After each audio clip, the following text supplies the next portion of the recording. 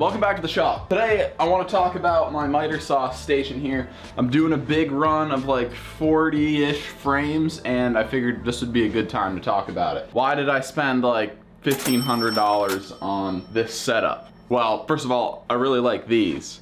And the table saw sled I was using was actually fitting my needs pretty well, but just a little bit too sketchy for my liking. Once I decided that maybe that wasn't the most efficient and safe way to cut picture frames, I started looking into miter saw options. Now, when it comes to miter saw options, you kind of have two, really. Something like this is a miter scale. This allows you to easily just hook it up to a chop saw and measure your frame length based on your rabbet, which I'll explain in a second. You could just hook up, like I have this on a 10-inch Makita compound miter saw. Very easy setup, simple saw. Option number two, which is super expensive, like 20 grand, is basically a double cut miter saw where you just put your piece of stock in, hit a foot pedal, and the thing comes up and cuts a miter on both sides, I think, or double miter. I don't know. I couldn't get my hands on one. I couldn't really see one in person, so I don't have a ton of experience with that.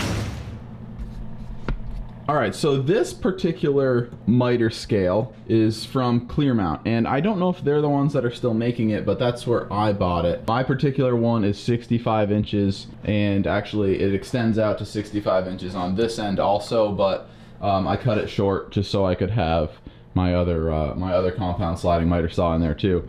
And what's beautiful is it basically just bolts right to this simple $250 compound miter saw. The simpler the better when it comes to this stuff. You don't want too many moving parts because you really want to be able to cut a precise 45-degree angle, which this really allows you to do. So the way this thing works is you would have the saw, when you start out, you'd have the saw in this orientation, and you'd press your stock up against the back rail and you'd cut that first angle. Now, I've already done that with all of the pieces that I have over here, so that step is complete.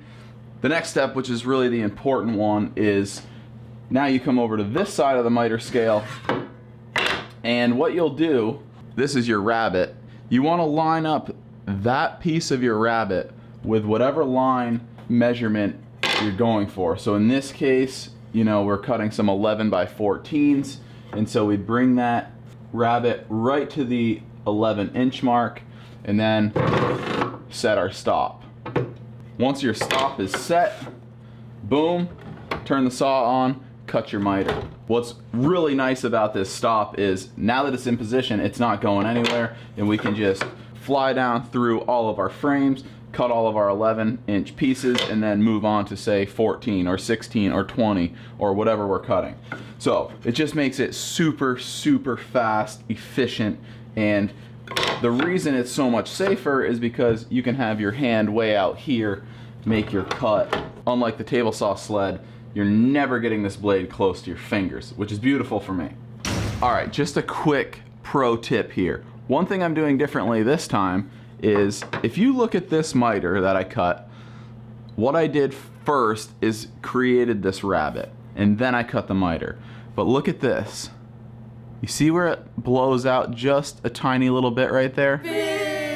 Now, we're in the business of making perfect frames, so that doesn't work for me. Typically, I'll just super glue that back into place.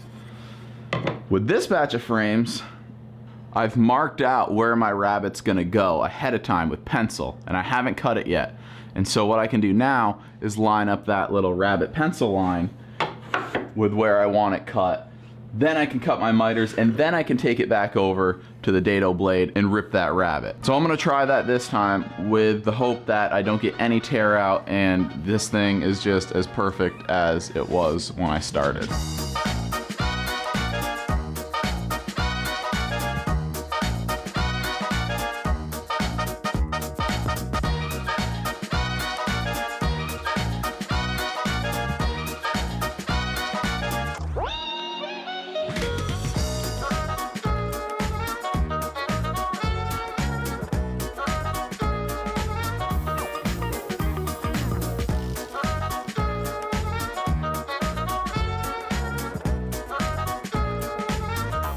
And when you use a piece of precision machinery like this, you just get perfect miters every single time that are repeatable. Everybody knows there's really nothing more satisfying than a perfect miter cut to make a perfect picture frame.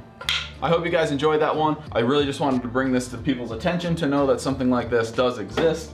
And you know, if you're somebody like me who makes picture frames for a living, it's super helpful and saves a ton of money and just makes everything a little bit safer, which is always what we're going for. If you have any questions or comments, leave them down below. I'd be happy to answer them, and I will try to post a link to where I got this, or well, where they're selling them now. I think they changed hands a little bit. But anyway, if you're not subscribed, hit that subscribe button, like the video if you liked it, and we'll see you next time. Thanks for joining.